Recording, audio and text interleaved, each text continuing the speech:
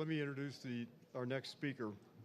Keith Tuffley is managing partner and CEO of the B Team. It's a group of global business leaders who come together to develop a better way of doing business for the well-being of people. He is a former manager of Goldman Sachs in Australia and a real pro at all this. I think one of the most encouraging things in his title, the end of business as usual, fits very much the theme of this conference. And one of the great things we're seeing is a business stepping up and beginning to be innovative and redirecting money and talent and so forth. Sally, thank you for that. That was great. All right, your stretch time and sitting time is done. Would you welcome, please, Keith Tuffley?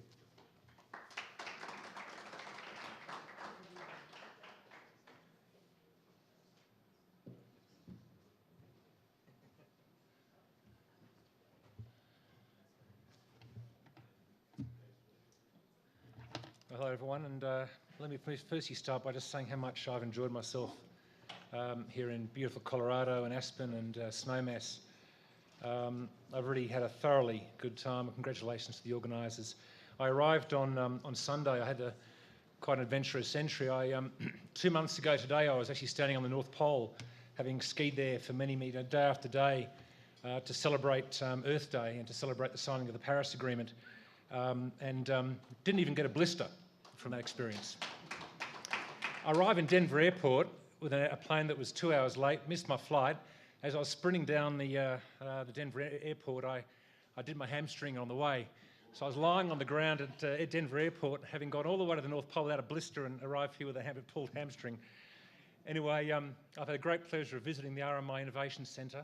Absolutely incredible place to visit with Amory's hosting. I've eaten bananas in Amory's home as part of the experience. Then last night I snuck out despite my hamstring. I thought, when I heard that it was a once in 70-year event, I thought I had to sneak up to the Continental Divide. So I rented myself a road bike and rode up that road. And as I was going up, I didn't see one other bike. 50 to 100 cars, but not one other bike. And I thought, after all of our discussion about mindfulness and connection with the planet and connection with the earth around us, I thought, why on earth aren't people up there joining me with this beautiful bike ride? And I'll tell you why. There was a very simple answer. There's not much bloody oxygen up there, and it was bloody long. And I was very, very exhausted.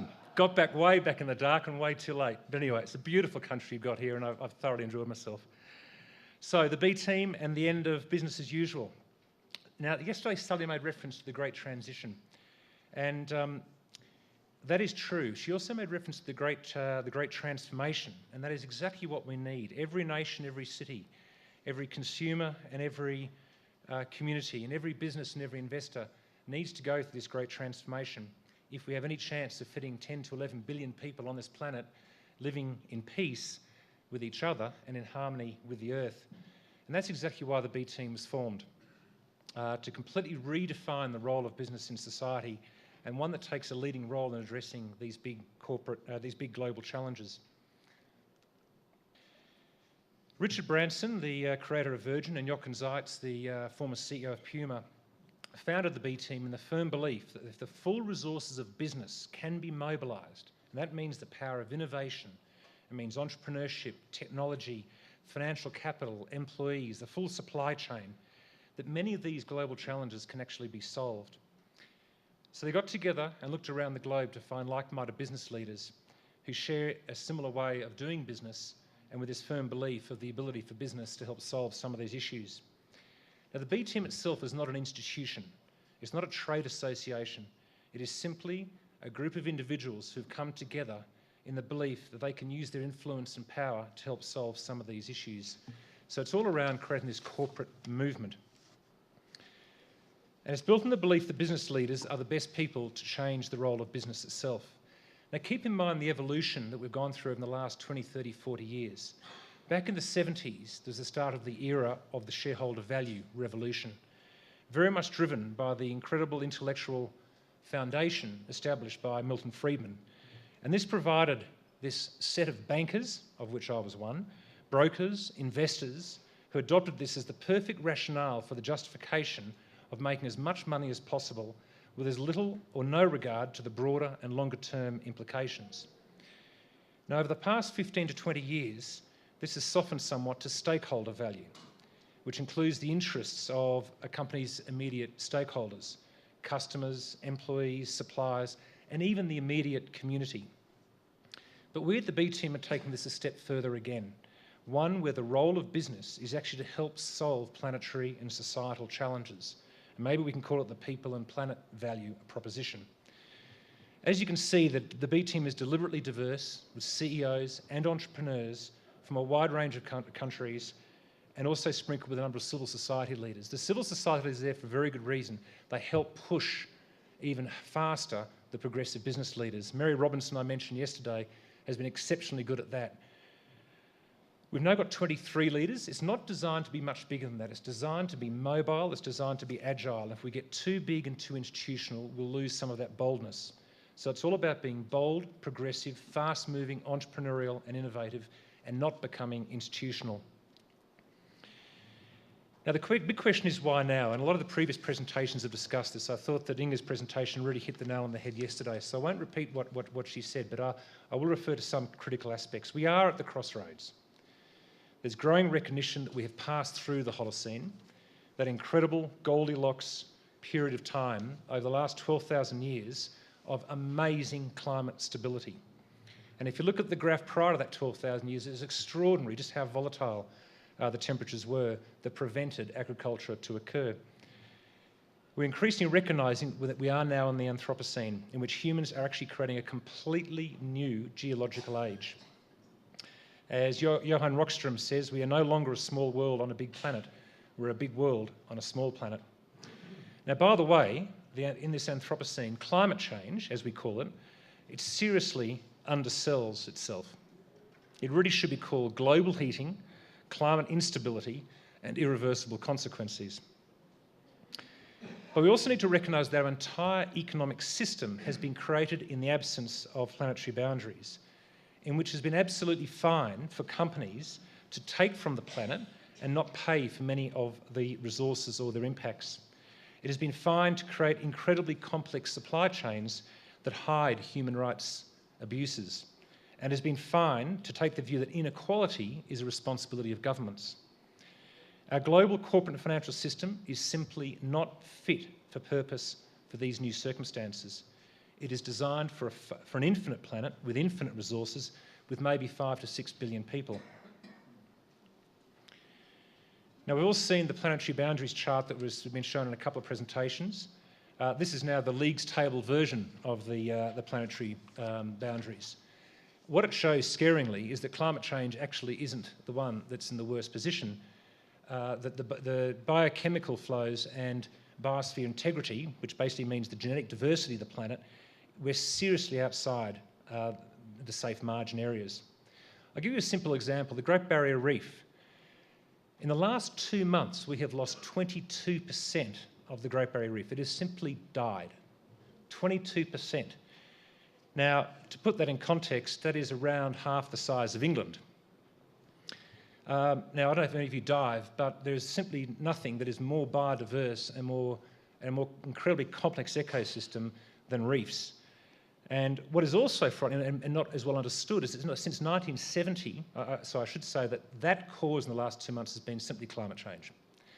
What's less well understood is since 1970, we've lost around half of the coral cover. And that has got nothing to do with climate change. That has been caused simply because of biochemical flows. It is beef and sugar. They're the industries on the coast. It's the biochemical flows of fertiliser runoff, and that has been the cause of the enormous damage to the reef over the last 30 years. So it's not just climate change. There are broader impacts we're having on the planet. I grew up on a sugarcane mill, actually, up in northern Queensland, and we used to be very proud of it. My father brought home lumps of sugar thrown on top of the table. We had no idea of the broader implications of that. And ironically, of course, the obesity epidemic that we face in the world, it links back to actually the damage that we're causing to ecosystems. So we're already well outside our boundaries when it comes to environmental impacts. So where to go from here? Now, John Elkington, who many of you will know, is a great systems thinker, and his hypothesis has been that there are 3 potential outcomes and future trajectories. Firstly, there could be a complete breakdown in our system, and that is that we overshoot ecological and social limits, bringing the planetary roof down on our heads. Secondly, change as usual, and that is political leaders, investors, and the global C-suite instigate change, but at a dangerously relaxed and incremental pace. Or thirdly, that we have a breakthrough, and that occurs when world leaders from business, finance, and politics take radical steps to transform the systems they operate within, driving market revolutions to ensure our long-term well-being. And we agree with John. We believe that the current models of capitalism are failing economically, socially, and environmentally. But we're still stuck in this common narrative that the purpose of companies is primarily or solely to serve the interests of shareholders. And you'll hear this time and time again, particularly from the financial community. Nevertheless, we're confident that over time, if we're bold in our aspirations, we can change this narrative. And that's why we think it's time for Plan B. And that is to find the right balance between people and planet and profit. Now, these are some of the people that have helped develop the theory behind Plan B. A lot of this work is already out there. All we're doing at the B team, quite frankly, is to help elevate and scale up many of the solutions and the ideas that currently exist. So under Plan B, that faces a number of challenges globally. The first one probably is the fact that we don't lead for the long run. The fact that we've created an amazing financial system with the most incredible and complex liquidity and speed, the ability that capital flows can be shifted around the world at a moment's notice with the first bit of news and into the most incredibly complex financial instruments that even the experts don't understand the longer term implications of, but at the expense of the longer term real economy. Let me go back to this. New forms of collaboration. We really need to think to ensure that companies who are in competition with each other need to help solve the problems that the entire industry is actually creating. And most importantly, probably, is around market incentives. We as people simply respond to the incentives that actually exist for us. We need to recognise that most of these incentives just need to change. Today, we are applying an enormous discount rate to our future generations, our children, our grandchildren. And we just have too many of these perverse incentives. A simple example when I come to the States, why on earth do we pay tax on hiring people through payroll tax, and yet we don't tax anything, for example, on carbon? It simply does not make sense. We're taxing good things and we're not taxing bad things. Diversity is a critical one. There is way too much groupthink at board levels in many public companies in the financial sector. So diversity is not about just simply gender diversity or LGBT diversity. It's also about diversity in thinking, the way that boards can think and help drive their companies in a new environment. Now, how do we at the B team do this? Broadly speaking, it comes into three issues. One is leading by example, getting the companies that are involved with the B team to lead and to demonstrate that new forms and new ways of creating value can be achieved. Secondly, is to help scale up systemic solutions that others already have created, and we can help elevate them. And thirdly, it is about using the voice of our leaders to be standing up and to be heard. Now, I've already mentioned yesterday around our net zero ambitions that we had in 2015. 2015 was a critical year, and the Paris Agreement was a triumph. But it means absolutely nothing if we can't mobilise and drive action at a speed and scale never ever seen before outside the global wars. The B team has been applying concepts in a number of areas, and post-Paris we're now focused on three broad factors. Firstly, net zero legislation at all levels of government. The importance of having a long-term ambition so that every single business knows that there is a firm determination at national, state and regional levels to become net zero. Secondly, is to level the playing field through ending the $500 billion of fossil fuel subsidies. That's 5 times what we actually subsidise renewable energy. And thirdly, it's about converting the Paris Agreement into corporate and investor action. And we've created this platform with the We Mean Business Consortium to ensure there's a whole bunch of these specific actions that companies can take, from procuring 100% renewable energy to putting a meaningful internal price on carbon and adopting science-based emission targets. Now, we all know that there are ancillary benefits of addressing climate change, everything from reducing acidification of our oceans to improving the health of societies And obviously scaling up renewables, particularly off-grid renewables, helps provide access to energy and support rural communities around the world and to get them out of poverty. Now, you've all seen the planetary boundaries chart. This, of course, is the social version of that. And what we need to recognise are some of the unintended consequences as we move towards a net zero economy. Now, let me just give you a few examples of these. At the We Mean Business Consortium, we were saying last year that the transition to a net zero economy is irresistible, it is irreversible, and it is inevitable. And we believe that is true. It is irresistible. It is actually inevitable, and it is irreversible. What is not inevitable is that the benefits of this transition are to be shared fairly and equitably around the world. If we end up creating another set of billionaires and more inequality in the world, we've actually failed because it becomes unsustainable. Secondly, Mary Robinson, one of our great leaders, has now reported to us that the UN human rights bodies are now receiving more complaints about land rights abuses than ever, driven by renewable energy companies because of the desire for land. Thirdly, we must recognise that food access can be challenged by, for example, using corn to produce ethanol, challenging area. Fourthly, I've been driving an electric car for the last 2 years. I've actually found that driving an electric car where I live in Europe is cheaper now than actually catching public transport. The average, the number of cars on the road in America, 800 cars per 1,000 people. In Australia, we're not far behind, 713. Worldwide, there are 1 billion cars on the road. If we translate that now into 10 billion people that we're heading towards, that leads to an 8-fold increase in the number of vehicles on the planet. And if, in fact, we've created a new fleet of electric vehicles that are cheaper than, for example, public transport, the side effects of the implications on resource use and biodiversity is truly astronomical. So we need to be very conscious about these unintended consequences of this transition. And another impact also is that if, in fact, we end up driving a new energy system that is cheaper and far less volatile than the current fossil fuel system, and of course it will be cheaper and it won't get more expensive and it will be far less volatile, we have the danger of supercharging our global economy to a new era of overconsumption. So we have to be very, very careful about how we do this and do it smartly. So what we're asking everyone in this room, now, by the way, we know that everyone in this room gets it. We know that everyone in this room actually thinks more broadly than just simply, renewable energy. But unless we have this consciousness and this mindfulness, this corporate mindfulness around the broader implications on society, then we will fail. And finally, the SDGs provide a very good framework for this. Because what we are, every time we see a company, we put this as a first slide. We say, this provides a framework.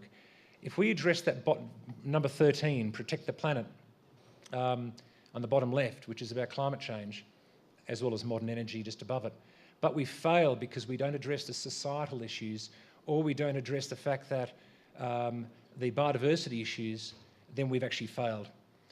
Now, there is good news. And the good news is that we haven't even started really mobilising the private sector. We know everyone here is, but broadly speaking, the private sector isn't mobilised. And that's why this all boils down to, in our view, the mobilisation of the private sector to ensure that it can address a lot of these issues. Now, this opinion is not shared by all. There are some more radical views in this. And for that reason, I'd like to invite Randy and Mark onto the stage to have a discussion on these issues. And once again, to thank you all for hosting me here in beautiful Aspen and Snowmass. So Randy and Mark.